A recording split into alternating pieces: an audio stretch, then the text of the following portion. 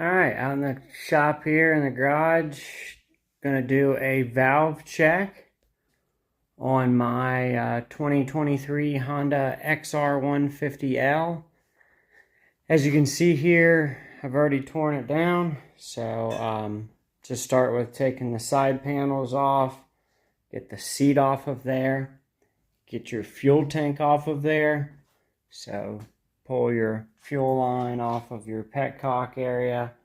There's a main, or like a drain tube also. Where's that leading now to? Oh, okay, right here. That'll be leading to the bottom of your tank. So when you're like pulling on it, just reach under there, pull this little clip, and then that should drop down. Then as far as just getting to your cams, your valves and all that, to get your cover off, your cover's going to have this bracket holding that pipe and that hose in place. It's just simply 10 millimeters. Knock those loose. It's going to have this bracket, 10 millimeter, knock that loose. Do that before you get to these two, which are right here, look like this. Same thing though, 10 millimeter. Gently knock those loose and then finger tighten or finger loosen, get those off of there. And that's that. And then you're to here. You have to pull up on the wiring harness quite a bit. Maybe move it to the side a little bit to wiggle the cover out to either side. So while we're at this point, you can see I took that snorkel off of mine. I have also upgraded the fuses here to 15 amp, and then so both that fuse is 15 and that sub amp is 15. Put a 15 in the spare, and a 15 right here is the second spare. So make sure that's back. There we go. Make sure your fuse holder is where it should be. Some of these, like all over the place, it should have a little mounting point right there. I'm probably going to upgrade the battery fairly soon. I've also heard some bad news about this starting coil. Doesn't look too bad to me. Maybe people are just having trouble with theirs in particular, but hoping not to upgrade the coil or regulator or really anything, because this bike is pretty cheap. So, all right, then look out for the O-rings on this side. So get to the side, this side of the engine, on the chain side and everything, and you'll see that this top one is a 6, and the other one here, that one is a 10. Those will get that off, and then you'll need a 19 millimeter socket to reach back in there. And let's turn this engine. So you want to turn it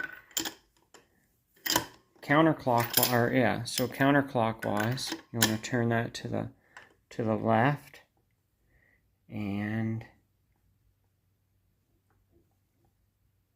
get them so that those two lines are parallel, which they are right there.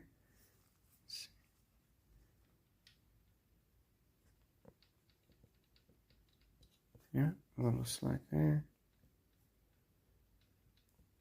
Yeah, a little slack there. Let's take a look in here.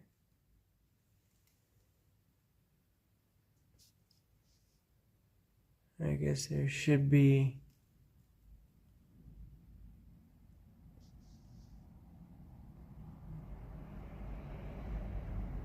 there's parallel lines. I'm not sure. I thought something was supposed to match up to those as well. We'll spin it over once and we'll see what happens here. So you should see. Oh, hard to do. You'll see Maybe it's on the bottom side. Oh, there we go. There, I felt it. Oh, crap. Oh, I'm sorry. Oh, yeah. Never mind. I got the spark plug out of there. Alright, now see what it says here.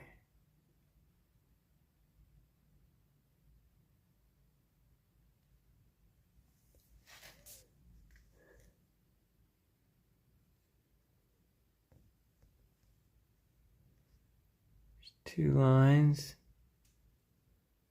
and don't really match up to anything. Alright. I don't think that's top dead center. Yeah. Yeah, we were at top dead center before. So it's the other way. All the way back around. Because there's no slack in those now.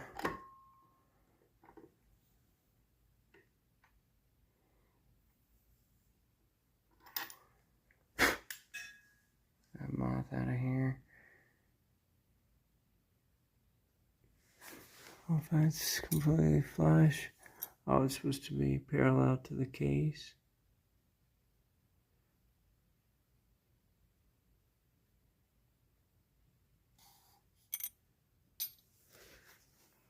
It is not completely.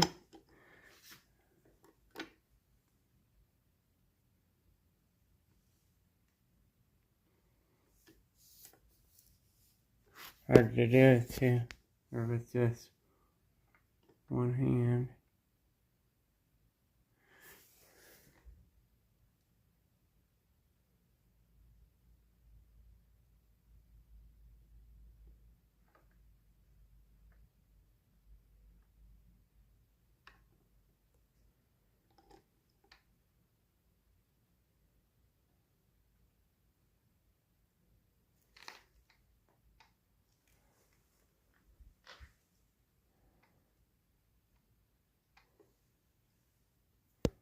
There's exhaust stroke.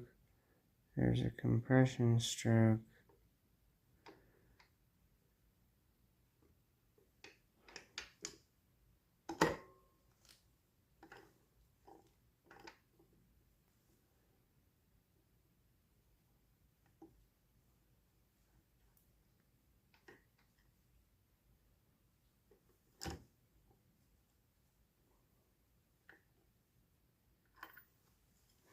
Right there.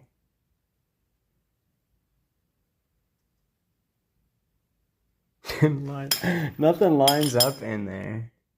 So I have no idea. I'll have to look a little better here. Does that line up? No. Alright, I'll do this a little bit more off camera and see if I can't get it with two hands here. Alright, now off camera was a lot easier to do. One piece of hair, I don't want that getting in the engine. Get out of there. Alright, so let me hold this out of the way. As you can see there, that aligns perfectly there with the case. And now this line makes sense when you line it up with that notch. So with the notch at the top right there with those two lines. So that's top dead center. Alright, so that's how you do that. And then the specs, now don't hold me to this like with the, I mean, I'm just doing my best here to help out. This is what I'm doing on my bike, so don't blame me. I'm getting on the intake side. So intake side closest here to your carburetor is 0.003 or 0.08 millimeter. And so that slides in and out perfectly. That valve was perfect. This one is supposed to be 0.005 or 0.13 millimeters. And I can fit 0.006 in there easily, and it slides around like it should, or even slides around even more. So the exhaust side needs tightened. So how you do that, it's easier to kind of show you on the intake side. You'll loosen this up, and then you tighten this top part, either just with your fingers good enough, with the feeler gauge in there, and then tighten it back down. And it's hard to show you that on camera, but here, I can try to show you the 0.03 here in the back. Yeah, as you see, that one slides right in.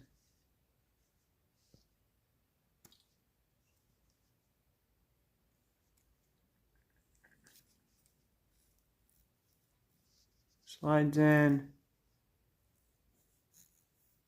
but has a little drag to it. Perfect. The other size is up. The other size up does not fit in. So, again, kind of hard angle, hard to show you that. But you gotta just believe me. Mine's off. Mine's already at just at 1,175 miles.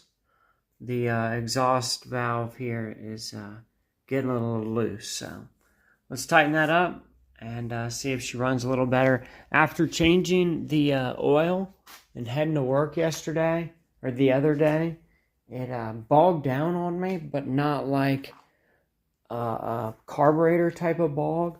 It really kind of like lost 10% of its power. And I was like, oh, is this the break-in? Like, do you feel the break-in process of your bike? And I'm like, oh, man. And then I'm like, man, I wish I had more time to run my bike at kind of lower RPMs. I had to go 50 or more all the way to work, so I wish I had time to work that oil through. I don't think I damaged anything now.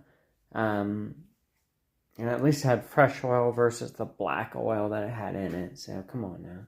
But it hasn't really done that since. There's only a high speed and then kind of bogged down. There's a brand new plug. Let me show you the old plug.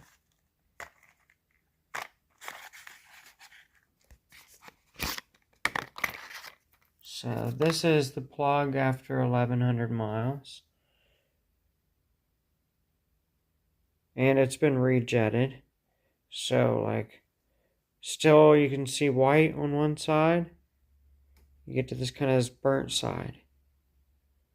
A little brown, a little black around here. I'm going to start with a fresh spark plug, not because I shouldn't really change it yet. I should still use that one for a while, but I want to try to see if possibly the valve was causing that. If the valve was a little off, it's going to burn, or spark a little off, so we'll see if it improves. So it's nice to start with a fresh spark plug, and then I could kind of eliminate things from there. So let's get this tightened up and get everything buttoned back up. Alright, everything back together, and sounds like it's running good, running steady. It's not warm yet. It's like 3:30 in the morning, so I'm gonna wait until I obviously ride it and get it to running temperature, and then decide if everything is good. So check in a little bit tomorrow. Just got back from a long ride. Beautiful day. Perfect out here. It's like 78 here in mid-Ohio. Bike's running great. I think it really helped adjusting that exhaust valve. I wanted to try a brand new spark plug, so I knew kind of how that was going, maybe kind of could see if it was rich or lean a little easier than using an old spark plug. Kind of guessing at that point, but nobody in town has it. O'Reilly's, AutoZone, Advanced Auto, all three did not have that size spark plug. Either not at all or not in stock. So the only one I've seen is like for $12.55 on Amazon. I'm sure like NGK's website, stuff like that. I want a good NGK plug. But yeah, I thought that was weird, so I'll order two, have them as backups, so I'll put a new one in right away. But yeah, everything's running great. I'm gonna lube up my chain, get my chain lubricated. I do that every few hundred miles. I think they recommend every 500 miles, but I'm almost at 1,200 miles at the, I hit like about 60. So without a basket and with the windshield now, so that windshield should help my top speed. Taking off the basket should help my top speed. For some reason, it's like bogging down a little bit. Like I can't tell if it's from the carburetor bogging or if that's like an engine kind of bogging down type of situation. I thought it was, so I'm getting less top speed. It doesn't feel any peppier or anything, but I thought once you hit around 1,200 miles, the, break-in process of the engine, you gain top speed and you gain a little bit of, 10-15% of a little bit of power. So I don't know. Mine's not working like that, but I've rejetted it, so it could be a little different. I'm gonna check the carb, check the jetting, but again, I just went up 3 on each. On the Pilot, went up 3, and I went up 3 on the main jet. Both allowed it to, start right away and run great. So maybe I'll mess around with them and change them up or down. So we'll see. The dogs are sunbathing right now, getting some vitamin whatever. Good to get your doggy out for a little bit, let him get some sun. Doggy number 1, that's MJ. He's about 12 years old. That's his brother Bron, named after LeBron James, or Bronny now, because I name him Bronny a lot. Or I call him Bronny. Oh, here, Bron, here, Bronny. So, he's probably going to be named after, like, LeBron's son. Bronny. Alright, gonna get this cleaned up. After I lube up the chain, I'm going to clean my back rim up. It's getting pretty nasty. I want to clean that black stuff off the chromes. Then I'm going to fuel up. I'm still using 88. Unleaded 88 here, whatever. There was supposed to be ethanol free, but I don't think it is. I think it even has more ethanol, but it's so cheap. It's always been around $2.80 something, $2.90 something, or right around $3 versus some of the 87. Unleaded 87's been getting up closer to $4 sometimes. So. But it's a cheap bike, so it doesn't really matter too much. So I'll probably go back to 87 at some point. But I figured, 88 was cheaper, so that's what I went with. So. Alright guys, thanks for watching. Hopefully that helps some people out while they're doing some of these maintenance things themselves. Don't be intimidated by doing a valve check yourself, and doing a valve check every once in a while. I'm not sure what the requirements are on it, but I'm going to check mine every 1,000 miles roughly, just to make sure my valves are in place and staying put. So as you saw there, already having some issues with the exhaust valve loosening up. So alright guys, thanks for watching. Peace out. Have a great day and enjoy the rest of your 4th of July weekend. Subscribe if you have not. I'd really appreciate that. Peace.